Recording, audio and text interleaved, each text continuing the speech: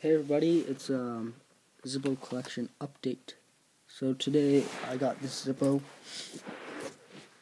and let's check it out. I already took the liberty of taking the sticker off, so there it is. Heavy wall armor case.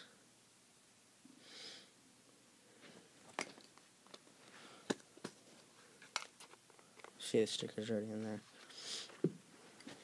So here is the Zippo. Do not put fluid in them. First of all, my dad doesn't allow it, and yeah. So there we go. It was made in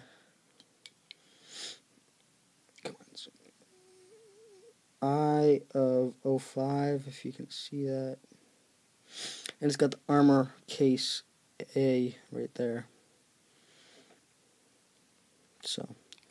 So that was made in I think that's September or something. And the insert was made K of 2005. So it is the original insert. No, it's not the original insert, but yeah. It sparks really well. I might send it in for repair because it is the hinge is really loose.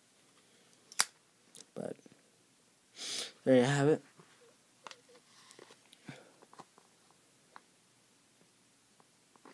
Yeah.